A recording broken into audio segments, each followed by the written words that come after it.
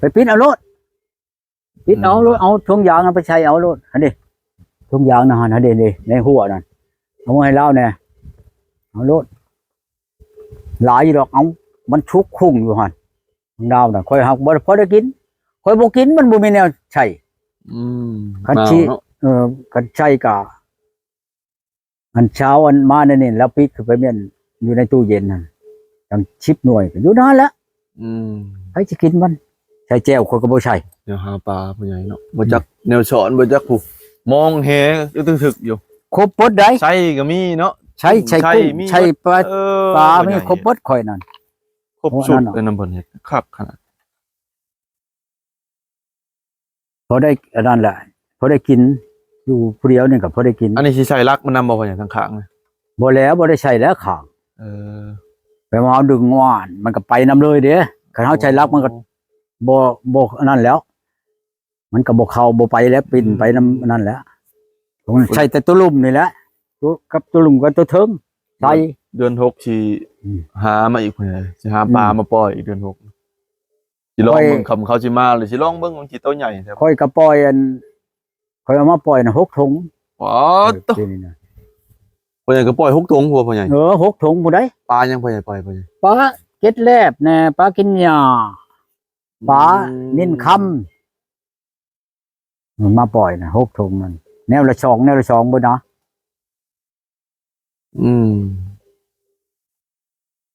เอาโลดเอาโลดเอาเมื่อยเล่าเนี่ย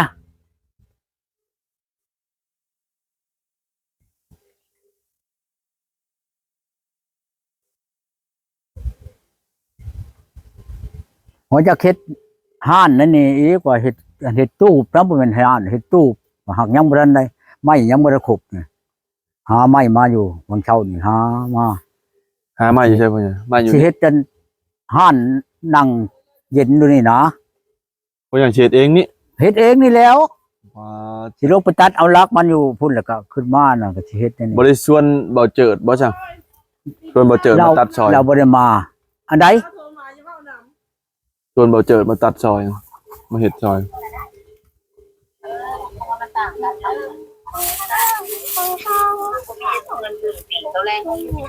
เสียงไผเซลบ่อันนี้จังว่ามีแต่ผู้แขกผู้สาวใช่บ่เช้าบ่ผู้เช้าลงมาพี่ฮะโอ้อยู่ใช้เลยนี่นานนานโอ้โธ่ใช่ว่าผู้สาวโทรมาพุ่นคือว่าไปอันนั้นกองผ้าป่าบ่ได้ไปบ่ถ้ากลับมานี่ยังไปเปลี่ยนรถเสือยังนอนอยู่ไปโอ้เฉพาะจังอันนั้นเลยเนาะปะโทชวนมากินปลาเลยพ่อใหญ่ฮะไปเด้อมื้อใดสิมากินปลานำนี่บ่มาก้อยนะพ่อใหญ่เนาะฮะมื้อใดสิมากินปลานำมาเด้อแม่จักหน่อยมันบกมันเบิดแล้วบ่ได้กินได้แม่นแล้วพ่อใหญ่เรียนเฮ็ดประเด็นว่ามันยังนี่ฮะอันใดมันใหญ่แล้วปลาน่ะหรือมันน้อยเอ้าน้อยกับใหญ่ก็มากินก็อยากกินแต่ปลาใหญ่บ่อยากกินตัวใหญ่แต่บ่ปลาข่อยมันบ่ใหญ่คือปลาเห็นบ่ปลาข่อยมันบ่ได้เลี้ยงมันดุเด้บัดนี้มันอึดห้องกินแน่ปลาคอกั้งบ่พ่อใหญ่ปลาคอกั้งน่ะมันอึดห้องกินแน่คันว่ามันมีน้องใหญ่น้องโยกเจ้าแล้วลุงไอ้ก้อยลงก็บ่ได้กินปลาแล้วมันเป็นอะไรมันเป็นยังจังว่าลงกับข่อยนี่แล้วเห็นบ่ลงกับจังบ่ลงกับข่อยนี่ลงกับเจ้าบ่ลงกับข่อยนี่สิใส่ส่งกระสันไปลงปลาบ่มาโลดปลาโลดน้ำบ่ใช่ชงใช่ยังก็ได้กันลงกับข่อยนั่นปลามันจังหมานเนาะมันยังหมานนั่นน่ะลงงมแหมันจะเห็นบ่คันบ่ได้ใช่ชงใช่ยังยันบ่ได้งมแหข่อยก็ดีโอ้ยไปถึงปลาขอบ่มีตาแล้วว้างมปลาขอบ่มีตาว่าจังทำลายได้งมบ่พ่อใหญ่ จำแต่มาเพชรอีกอันไปบ่ชวนเนาะสนุกบ่ชวนก็บ่ได้ไปกินแล้ว โอ้ยแล้วว่าเราอยากชวนอยู่หักแต่ว่าอยากบ้าอยู่ว่าหากย่านนั้นผู้ใดผู้หนึ่งให้ว่าฉันนะ อืม ไปสิมาห้อยข่อยนี่บ่โอ้ย โอ้ ข่อยไปได้แล้วก็ข่อยอยากไปนะ เห็นว่าอยู่พี่ เจ้าข่อยเป็นเจ้าว่าบ่ให้ไปกินกระยาเจ้าอ่ะ เห็นบ่เห็นว่าอยู่พี่กับหูจักอยู่ดอกฉันเลย ตักแนวเลย โย แนวเลย จักผู้จักอยังแหละ ไปข่อยก็บ่ไปแล้วเนาะเจ้าว่าบ่มากระยาแล้วอะข่อยก็บ่ไปแล้วข่อยอยากไปอยู่เจ้าไปแล้วข่อยกระยาเลยเนาะ มือใดคอยบ่ให้เจ้ามานั่นคอยรถแห้งอยากให้มา แล้วเจ้าจ้าเรามาจ้ะข่อยว่าจะไปกินก้อยปลาก็ว่าบ่ให้ไปแล้วโอ้ยน้อยใจเพิ่นเลยเจ้าก็ต้องตาม คอยย่านนั้นนี่ผู้บ่อยากให้เจ้ามาน่ะนะก็คอยชิบ่อยากให้นี่นั่น ไปห้ามผมจะได้ห้ามไปสิมาห้ามข่อย บ่โยมันก็มีนั่นแหล้วเฮ้ยเนาะไปเลยเชละชะ ไปว่าเป็นเจ้าจีดห้ามทุกอย่างต่างไปน่ะบอกบ่มีดอก บาดโธ่เจ้าสิไปเว้าเด้อคอยฮู้จักเลยได้คอยฮู้จักแล้วผู้ห้ามเจ้านั่น อืมอ๋อปะยังฮู้เด้อบัดนี้เด้อ โย ไปจะฮู้เด้ ไปเด้บัดนี้ ก็อยู่ได้เคียงข้างๆเจ้าแล้ว ผู้มาชงเจ้านั่นเลยนั่นแหละห้ามเจ้านั่น ไอ้ คือข่อยนี่บ่ได้ห้ามนะข่อยเจ้าอยากไปใช้ก็ไปแล้วได้ อืม ไอ้ไปส่งคนเลยใช่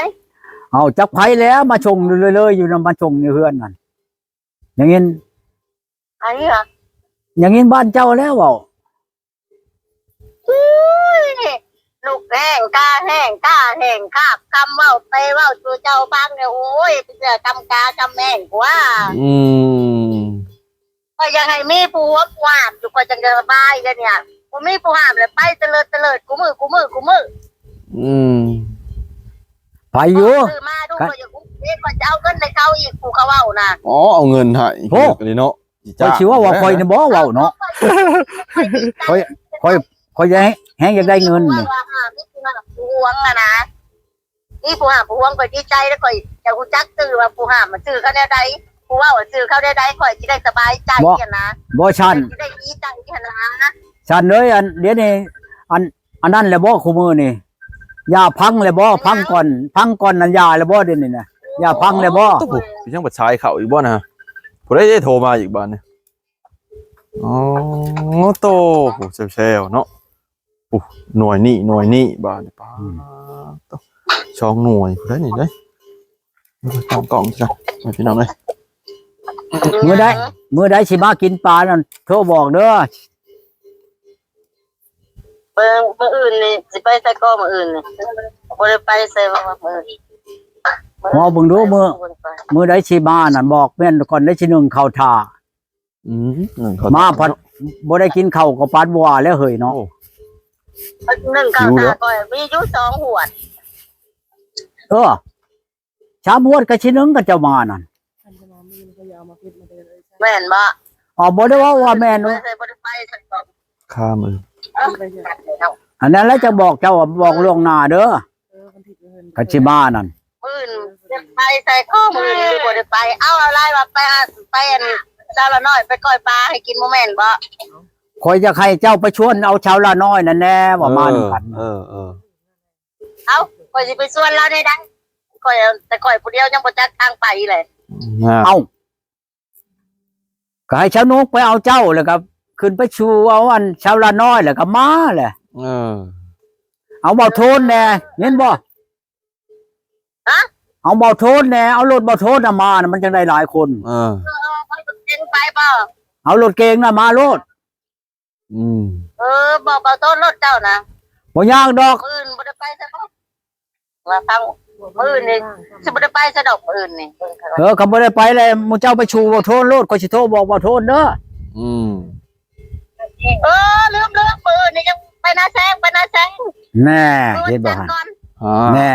นั่นติ ไปขอเขาเอาบ่มื้อจันทร์บ่ได้กี่ตัวก็สิเก็บพักไปเพราะว่ายังบ่ได้ไปเบิ่งเขาเขาจะชวนไปเบิ่งเขานาแซงก็เฮ็ดนาแซงเด้ก็ไปบ้านเพิ่นหาศอกเลยว่า อืม แล้วมื้ออื่นมีบ่ไปมื้อจันทร์แล้วก็สิ นัดกันไว้ก็คักเนาะพ่อใหญ่เนาะ เอา ว่าไปเมื่อวันอาทิตย์นี่แล้วมันยังถูกต้องของมันเมื่อผักเด้บัดนี้บ่โทนเราก็สิบ่ได้มาบัดนี้ พอแล้วเขาผู้พาไปนาแซงเขาบอกตักมือติดไอ้บัดนี้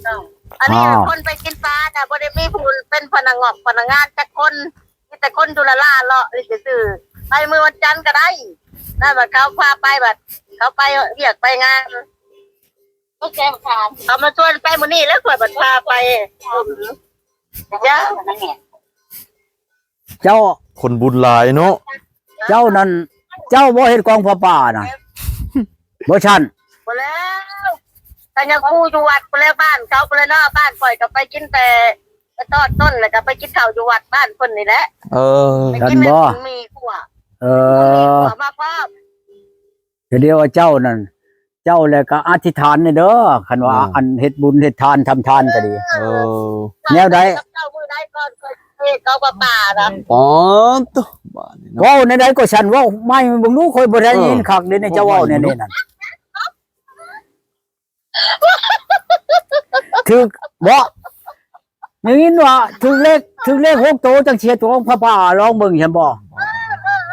ก็ถึงเลข6 โตได้มาแรกไอ้ฟันเอามืออื่นมาวันจันทร์ก็มาถึงเลข6 โตสิเลข เออ วันจันทร์สิถึงเลขนี่เลขเขาป่ามือวัน ค่อยก็อยากถึกอยู่เลขข้างบ่ได้ซื้อเลข อันบ้านนี่เนาะ โอ้ยเมื่อวันจันทร์นี่ข่อยจะซื้อเลข6 โตนี่ อืม มันออกรางวัลที่1ข่อยถือนี่ข่อยเป็ดโลดมาถือรางวัลที่1ก่อนได้ เออ โอ้ย เลขบ่ได้ซื้อ บ่เคยชื่อ มันสิจะไปถึกบ่อนใดเจ้าอ่ะ บ่เคยชื่อมันจะมันถึกเนาะ เอา มัน มาถือมาเจ็ดโลด แม่นความเจ้า ข่อยซื้อให้มึงเด้อเขาซื้อเลขก็ซื้อ95ซื้อ96มันออก95ถ้าซื้อ95มันออก96 เป็นอันนั้นเนาะบ่เนาะ เจ้าไม่ผิดชลีก็นั่นแล้ว เออ มักบัดมักทุเห็นบ่ ระหว่างใช้ข่อยจะเป้าออกพุ่น อันเจ้าชูมักหลายเด้อผัวเขานั่นเด้อ ฮะ ฉันเอ้ยหาเอาผู้บ่มีเมียนั่นเด้อเอานั่นเด้อผู้เขามีเมียแหละลีกแน่ เออ เจ้าบ่ย่านบาปบ่ไปลิ้นผัวเขานั่น พ่อใหญ่ยังโฉดได้เนาะพ่อใหญ่เนาะ อันกันหมักว่าเขากาพวกนิ้วน้ำกาปักเพิ่นแล้ว อ๋อ ยังบ่ได้เขายังบ่ได้ ย่านเจ้าย่านเจ้าบ่ย่านกกนิ้วมันหลามมันดอก บ่ ขอแต่พอเพียง ข้าได้ข่อยได้ พอเพียงจะได้ลิ้นแล้วพอแล้วนั่นหลามนิ้วบ่ย่านนั่น ข่อยบ่มักพวกเขาข่อยบ่มักพวกเขาข่อยมักกูบ่าวโลดข่อยนี่ อืม โอ้ยกันมักผู้บ่าวเจ้า ตายเมียเขายังเอา มักแบบพ่อใหญ่ก้อนนี่บ่ผู้บ่าว กันมักกันผู้บ่มีเมียคือผู้ใหญ่ก่อนนี่ได้แต่เฮิงเจ้านั่นเห็นบ่บ่แลแล้วเว้านั่นกันมักบ่ เอาได้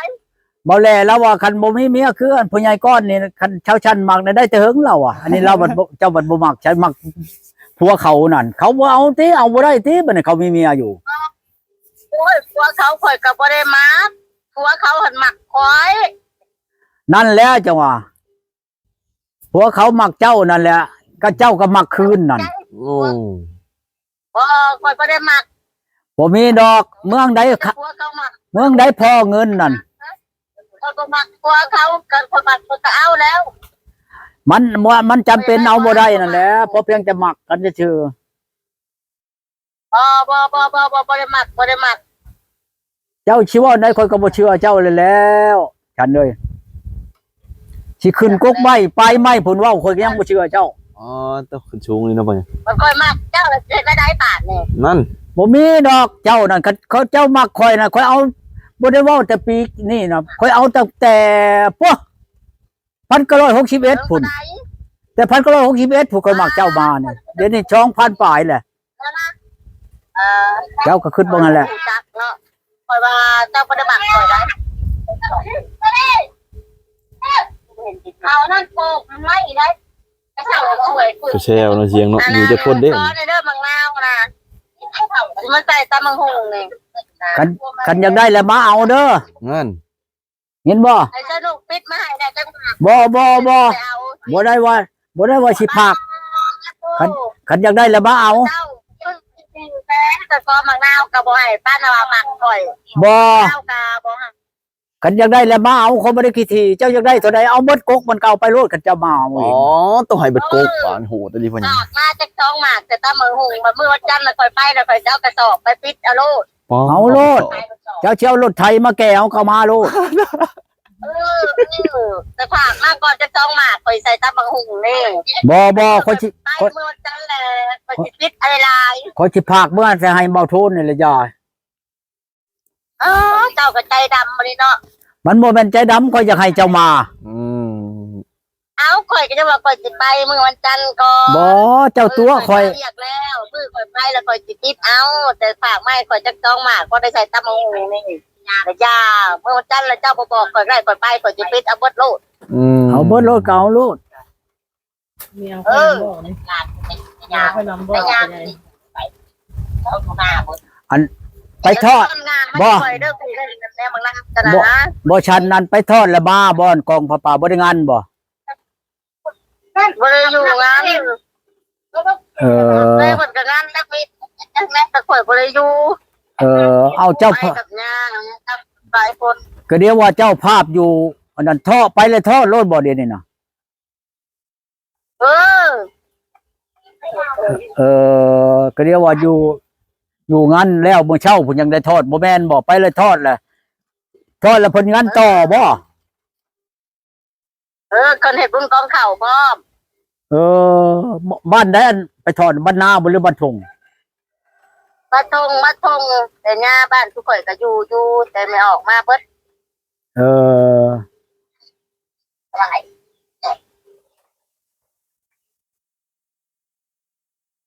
หาโดนนี่เด้อโชคดีอยู่ดีมีแฮงเด้อ โชคดีได้อบัดนี้เนาะพ่อใหญ่เนาะ อย่าลืมเด้อผ่ามึงนาว2หมากกันเด้อ ภาพเงาสอง อันละเชียวเมื่อชงเจ้าบ่ เออ ยันเราบ่เมื่อชงเจ้า สนุกเอามา เออ สนุก สนุกอ่ะเอาเมื่อให้เพิ่นแน่บอกเพิ่นแน่เชียวเมื่อให้ดอก ปองเงามาให้อาเจ้า เอาเบนต้นบ่ เอาพ่อใหญ่นำเด้อบ่แม่นสิเอาแต่ต้นบักนาวเพิ่นเด้อป๋อเอาเจ้าของบักนาวพร้อมบ่นี่ป๋อตัวพ่อใหญ่ยิ้มเปื่อยๆเนาะพ่อใหญ่เนาะเอาแล้วเนาะพ่อใหญ่ เรา